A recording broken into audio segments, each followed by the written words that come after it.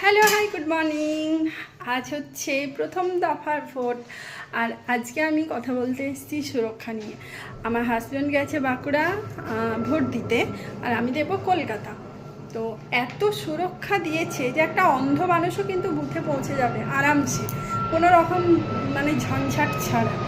তো এই ব্যাপারে আমি একজনের সাথে তোমাদেরকে সাক্ষাৎ করাবো তার মতামতটা জানার জন্য।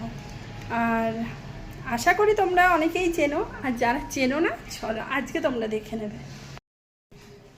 এই যে লাকি লাকি, আজ ভোট কেন্দ্রে এত ভালো সুরক্ষা দিয়েছে যে সেটা জানতে পেরে লাকি পিছন উল্টা ঘুমাচ্ছে। মানে এক এক ফোঁটাও চিন্তা নেই ওর মনের ভেতরে যে বাবা গেছে বাঁকুড়ায় ভোট দিতে, বাবার কি অবস্থা। ও তো জানে যে এত সুরক্ষা দিয়েছে, বাবা একদম নিশ্চিন্তে পৌঁছে যাবে, নিশ্চিন্তে একদম ভোট দেবে। তো তোমার এই ব্যাপারে কি মতামত একটু জানাও প্লিজ। তোমাকে যারা ভালোবাসে তারা কিছু জানতে চায়। এই যে একটু চোখটা খোলো